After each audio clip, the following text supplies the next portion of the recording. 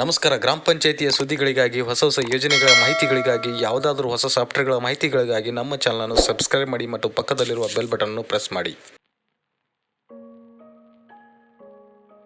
ಮಿತ್ರರೇ ನಮಸ್ಕಾರ. ಇವತ್ತು ನಾನು ನಿಮಗೆ ಗ್ರಾಮ ಪಂಚಾಯಿತಿಯಲ್ಲಿ ನಿಮ್ಮ ಜಾಗದ ಉತ್ತಾರಿ ಅಥವಾ ನಿಮ್ಮ ಮನೆಯ ಉತ್ತಾರಿಯನ್ನು ಈ ಸ್ವತ್ತಿನಲ್ಲಿ ಯಾವ ರೀತಿ ತೆಗೆದುಕೊಳ್ಳಬಹುದು ಮತ್ತು ಯಾವ ರೀತಿ ಎಂಟ್ರಿ ಮಾಡಬಹುದು ಎಂಬುದನ್ನು ನಾನಿಲ್ಲಿ ನಿಮಗೆ ತಿಳಿಸಿಕೊಡಲಿದ್ದೇನೆ. ಈ ಸ್ವತ್ತು ಅಂದರೆ ನಮ್ಮ ಸಾಮಾನ್ಯ ಭಾಷೆಯಲ್ಲಿ ಗ್ರಾಮಗಳಲ್ಲಿ ಅದನ್ನು ಕಂಪ್ಯೂಟರ್ ಉತ್ತಾರಿ ಅಂತ ನಾವು ಕರಿತೀವಿ. ಅದನ್ನು ಇವತ್ತು ಯಾವ ರೀತಿ ನಾವು ಎಂಟ್ರಿ ಮಾಡ್ತಾರೆ ಎಂಬುದನ್ನು ನಾವಿಲ್ಲಿ ತಿಳಿಯೋಣ ಬನ್ನಿ.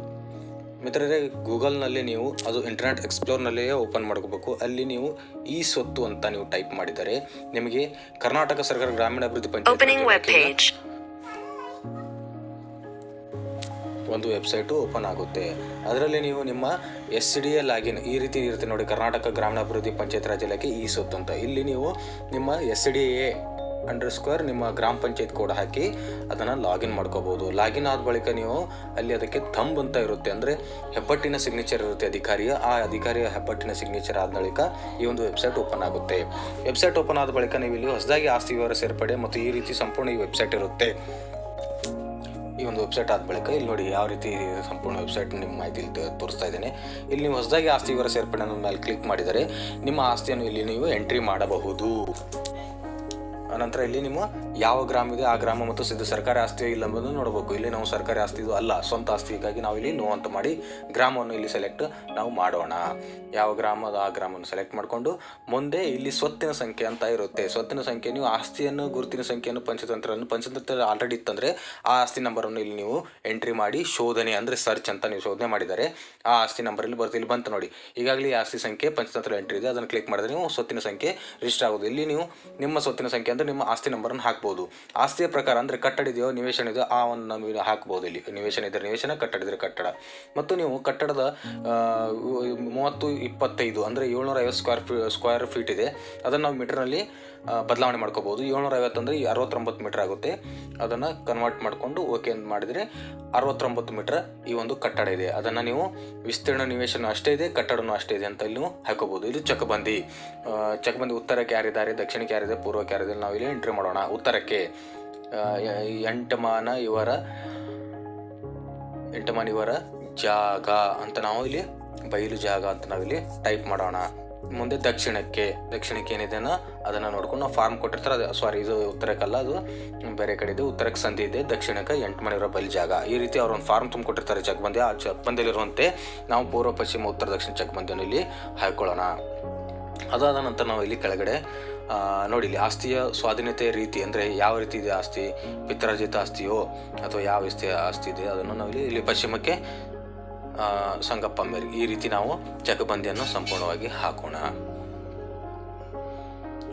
ಅದ ನಂತರ ಇಲ್ಲಿ ಸ್ವತ್ತಿನ ಸ್ವಾಧೀನತೆ, ಆಸ್ತಿ ವಿಭಜನೆ, ಆಸ್ತಿ ಮಾರಾಟ, ಗಿಫ್ಟ್, ಡೀಲ್, ವೀಲ್, ಪಾವತಿ ಯಾವ ರೀತಿ ನಮಗೆ ಈ ಒಂದು ಆಸ್ತಿ ಬಂದಿದೆ ಅದನ್ನು ನಾವು ಇಲ್ಲಿ ಹಾಕೋಣ. ಪಿತ್ರಾರ್ಜಿತವಾಗಿ ಆಸ್ತಿ ಬಂದಿದ್ದರಿಂದ ನಾವು ಇಲ್ಲಿ ಪಿತ್ರಾರ್ಜಿತ ಆಸ್ತಿ ಹಾಕೋಣ. ಅಂಥ ಆಸ್ತಿಯ ಛಾಯಾಚಿತ್ರವನ್ನು ನಾವು ಇಲ್ಲಿ ಸೆಲೆಕ್ಟ್ ಮಾಡಿಕೊಂಡು ಅದನ್ನು ಅಪ್ಲೋಡ್ ಮಾಡೋಣ. ಆಸ್ತಿಯ ಛಾಯಾಚಿತ್ರ 15 KB ಒಳಗಡೆ ಇರಬೇಕು. ಅದಕ್ಕಿಂತ ಜಾಸ್ತಿ ಇದ್ದರೆ ಅದು ಇಲ್ಲಿ ತೆಗೆದುಕೊಳ್ಳುವುದಿಲ್ಲ. ಇಲ್ಲಿ ನೋಡಿ, ನಾನಿಲ್ಲಿ ಈಗಾಗಲೇ ಅದನ್ನು ಸ್ಕ್ಯಾನ್ ಮಾಡಿ ಸೇವ್ ಮಾಡಿಟ್ಟಿದ್ದೇನೆ ನನ್ನ ಫೋಲ್ಡರ್ನಲ್ಲಿ. ಅದನ್ನು ನಾನು ಹುಡುಕಾಡಿ ಈಗ ಹಾಕ್ತೇನೆ. ಇಲ್ಲಿದೆ ನೋಡಿ ಮೇಲೆ. ಈ ಆಸ್ತಿಯನ್ನು ಇಲ್ಲಿ ಹಾಕಿ ಮುಂದೆ ವಸ್ತಿ ಅಂದರೆ ಇದು ವಸ್ತಿಗೋಸ್ಕರ ಇದೆಯೋ ಅಥವಾ ಕೈಗಾರಿಕೆಗೋಸ್ಕರ ಇದೆಯೋ ಅದು ಯಾವುದಕ್ಕೋಸ್ಕರ ಇದೆಯೋ ನೋಡಿ ಇಲ್ಲಿ ಸೆಲೆಕ್ಟ್ ಮಾಡಿ ಅದನ್ನು ಅಳತೆಯನ್ನು ಹಾಕಿ ನಮಗೆ ಫೋಟೋನ ಹಾಕಿ ಅಪ್ಲೋಡ್ ಅನ್ಬೇಕು. ಅನಂತರ ಮಾಲೀಕರಕ್ಕೆ ಸಬ್ಮಿಟ್ ಅಂದ ಬಳಿಕ ಕೆಳಗಡೆ ಮಾಲೀಕರು ಅಂದರೆ ಈ ಆಸ್ತಿಯ ಮಾಲೀಕರ ವಿವರಗಳನ್ನು ಇಲ್ಲಿ ಹಾಕೋಣ. ಇಲ್ಲಿ ಮಾಲೀಕರ ಹೆಸರು ಯಾವ ರೀತಿ ಇದನ್ನು ಅದನ್ನು ನಾವು ಇಲ್ಲಿ ಹಾಕ್ಬೋದು. ಉತ್ತಾರಿಯಲ್ಲಿ ಆಗಲಿ ಅಥವಾ ಆಧಾರ್ ಕಾರ್ಡ್ನಲ್ಲಿ ಯಾವ ರೀತಿ ಅದು ಆಸ್ತಿಯ ಹೆಸರು ಇರುತ್ತೆ, ಮಾಲೀಕರ ಹೆಸರು ಇರುತ್ತೆ, ಅದೇ ರೀತಿಯಲ್ಲಿ ನಾವು ಎಂಟ್ರಿ ಮಾಡಬೇಕು. ಕನ್ನಡ ನೋಡಿ ಯೂನಿಕೋಡ್ನಲ್ಲಿ ಇದ್ದು ಇದನ್ನು ನಾವು ಟೈಪ್ ಮಾಡಬೇಕು. ಇಂಗ್ಲೀಷ್ನಲ್ಲಿ ಕೂಡ ನೀವು ಟೈಪ್ ಮಾಡಬಹುದು, ಆದರೆ ಹೆಚ್ಚು ನಮ್ಮ ಹಳೆಯ 9 ನಂಬರಲ್ಲಿ ಕನ್ನಡದಲ್ಲಿರುತ್ತೆ. ಅದರಲ್ಲಿ ಯಾವ ರೀತಿ ಇರುತ್ತೆ ಅದೇ ರೀತಿ ನಾವಿಲ್ಲಿ ಮಾಲೀಕರ ಹೆಸರನ್ನು ಟೈಪ್ ಮಾಡಬೇಕು. ಅದ ನಂತರ ಮುಂದೆ ಸಂಬಂಧ ಅಂದರೆ ವೈಫ್ ಆಫೋ, ಸನ್ ಆಫೋ, ಆ ರೀತಿ ಇದು ವೈಫ್ ಆಫೋ ಈ ರೀತಿ ಸೆಲೆಕ್ಟ್ ಮಾಡ್ಕೊಂಡು ನೀವು ಇಲ್ಲಿ ಹಾಕಬೇಕು. ಮತ್ತು ಮಾಲೀಕರ ವಿಳಾಸ ಅಂದರೆ ಈಗ ನೀವು ನಿಮ್ಮ ಗ್ರಾಮ ಪಂಚಾಯತ್ ಬಿಟ್ಟು ಬೇರೆ ಕಡೆ ಇದ್ದರೂ ಅದನ್ನು ಹಾಕ್ಬೋದು. ಅದ ನಂತರ ತೆಳಗೆ ಬಂದು ಮಾಲೀಕರ ಭಾವಚಿತ್ರವನ್ನು ಇಲ್ಲಿ ಸೆಲೆಕ್ಟ್ ಮಾಡಿ ಹಾಕಬೇಕು.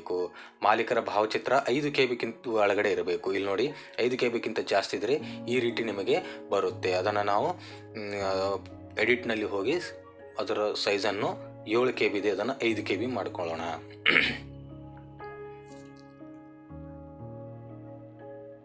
ನಾಲ್ಕು KB ಆಯ್ತು ನೋಡಿ. ಈಗ ಅದನ್ನು ನಾವು ಇಲ್ಲಿ ಅಪ್ಲೋಡ್ ಮಾಡಬಹುದು. ಅಂದರೆ 5 KB ಒಳಗಡೆ ಇದ್ದರೆ ಇದನ್ನು ಕಂಪ್ಯೂಟರ್ ಈ ಸರ್ವರು ತೆಗೆದುಕೊಳ್ಳುತ್ತೆ. ಫೋಟೋನ ಸೆಲೆಕ್ಟ್ ಮಾಡಿಕೊಂಡು ಹುಡುಕಾಡ್ತಿದ್ದೀನಿ ರೀ. ಈಗ 4 KB ಫೋಟೋನ ಸೆಲೆಕ್ಟ್ ಮಾಡಿಕೊಂಡು ಈಗ ಉಳಿಸೋಣ ನೋಡಿ. ಅಪ್ಲೋಡ್ ಆಯಿತು. ಈಗ ಈ ಮಾಲೀಕರ ಹೆಸರಿನ ಐಡೆಂಟಿಫಿಕೇಶನ್ ಅಂದರೆ ರೇಷನ್ ಕಾರ್ಡ್ ಆಗಲಿ ಆಧಾರ್ ಕಾರ್ಡ್ ಏನಿರುತ್ತಲ್ಲ, ಏನು ಕೊಟ್ಟಿರ್ತಾರಲ್ಲ ಅದನ್ನು ನಾವಿಲ್ಲಿ ಅಪ್ಲೋಡ್ ಮಾಡಬೇಕು. ಇಲ್ಲಿ ಆಧಾರ್ ಕಾರ್ಡ್ ಕೊಟ್ಟಿದ್ದಾರೆ, ಸೊ ಆಧಾರ್ ಕಾರ್ಡ್ ಸಂಖ್ಯೆಯನ್ನು ಇಲ್ಲಿ ಎಂಟ್ರಿ ಮಾಡೋಣ. ಎಂಟ್ರಿ ಮಾಡಿ ಆಧಾರ್ ಕಾರ್ಡ್ ಏನೋ ಸ್ಕ್ಯಾನ್ ಮಾಡಿ ಅದನ್ನು ನಾವಿಲ್ಲಿ ಅಪ್ಲೋಡ್ ಮಾಡಬೇಕಾಗುತ್ತೆ. ಅದು PDF ಇರಲಿ JPG ಇರಲಿ, ಯಾವುದೇ ರೀತಿಯ ಫೈಲ್ ಇದ್ರೂ ಕೂಡ ಅದು ಅಪ್ಲೋಡ್ ಆಗುತ್ತೆ. ಆ ಆಧಾರ್ ಕಾರ್ಡನ್ನು ಮಾಲೀಕರ ಆಧಾರ್ ಕಾರ್ಡನ್ನು ಇಲ್ಲಿ ಹಾಕಿ ನಾವು ಉಳಿಸೊಂದು ಸಬ್ಮಿಟ್ ಅನ್ನೋಣ. ಈ ರೀತಿಯಾಗಿ ಆಧಾರ್ ಕಾರ್ಡ್ ಅಂದರೆ ಮಾಲೀಕರ ಐಡೆಂಟಿಫಿಕೇಶನ್ ಆಗುತ್ತದೆ. ಐಡೆಂಟಿಟಿ ಕಾರ್ಡ್ ಟೈಪ್ ಅಂತ ಕೇಳ್ತೀವಿ. ಇಲ್ಲಿ ಅಳತೆ ಪೂರ್ವ ಪಶ್ಚಿಮ ಎಷ್ಟು ಇರುತ್ತೆ ಫೂಟ್ನಲ್ಲಿ ಕೊಟ್ಟಿರ್ತಾರೆ. ಈಗ ಉದಾಹರಣೆಗೆ ಮಾಪಕ ಪರಿವರ್ತನೆ ಯಾಕೆ ಸೆಲೆಕ್ಟ್ ಮಾಡ್ಕೊಂಡು ಫೀಟ್ನಲ್ಲಿ ಕೊಟ್ಟಿರ್ತಾರೆ, ಅದನ್ನು ನಾವು ಮೀಟರ್ನಲ್ಲಿ ಕನ್ವರ್ಟ್ ಮಾಡಬೇಕು. ಈಗ 30 ಫುಟ್ ಕೊಟ್ಟಿದ್ದಾರೆ, ಹಾಗಂದರೆ 9.144 ಮೀಟರ್ ಆಗುತ್ತೆ. ಅನಂತರ ಉತ್ತರ ದಕ್ಷಿಣ ಅದನ್ನು ಕೂಡ ಇದೇ ರೀತಿಯಾಗಿ ಫೀಟ್ನಲ್ಲಿ ಕೊಟ್ಟಿರ್ತಾರೆ. 25 ಫುಟ್ ಕೊಟ್ಟಿದ್ದಾರೆ ಅಂದರೆ ಮೀಟರ್ನಲ್ಲಿ ಎಷ್ಟಾಗುತ್ತೆ 7.62. ಅದನ್ನು ಇಲ್ಲಿ ನಾವು ಹಾಕೋಣ. ಹಾಕಿ ಕೆಳಗಡೆ ಉಳಿಸೋನನ್ನು ಒತ್ತಬೇಕು. ಇದು ಆರ್ಡರ್ಡ್ ಸೈಜ್ ಅಂದರೆ ಒಂದಿಷ್ಟು ಅಸಮ ಸೈಜಿನ ಪ್ಲಾಟ್ಗಳು ಇರುತ್ತೆ, ಅದನ್ನು ನಾವಿಲ್ಲಿ ಆರ್ಡರ್ಡ್ ಸೈಜ್ ಅನ್ಬೋದು. ನೆಕ್ಸ್ಟ್ ರೇಖಾಂಶ ಅಕ್ಷಾಂಶ ಹಕ್ಕುಗಳು ಏನಾದರೂ ಇದ್ದರೆ ಅದನ್ನು ನಾವಿಲ್ಲಿ ಸೇರಿಸಬಹುದು. ಮತ್ತು ಹೊಣೆಗಾರಿಕೆ ಅಂದರೆ ಬ್ಯಾಂಕ್ನಲ್ಲಿ ಯಾವುದಾದ್ರೂ ಲೋನು ಭೋಜ ಅಂತ ನಾವು ಕರಿತೀವಿ, ಅದೇ ರೀತಿ ಭೋಜ ಲೋನು ಅದೇನಾದರೂ ಇದ್ದರೆ ಅದನ್ನು ನಾವಿಲ್ಲಿ ಹಾಕಿ ಉಳಿಸಬಹುದು. ಮತ್ತು ರೂಫು ಫ್ಲೋರ್ ಡೀಟೇಲ್ಸ್ ಅಂದರೆ ಮನೆಯನ್ನು ಮೇಲ್ಛಾವಣಿ ಯಾವ ರೀತಿಯಾಗಿದೆ, ಅಂದರೆ ಗುಡಿಸಲಿದೋ ಹಂಚಿನಿದೋ ಕಾಂಕ್ರೀಟ್ ಇದೋ ಅದನ್ನು ನಾವಿಲ್ಲಿ ಹಾಕಬೇಕು.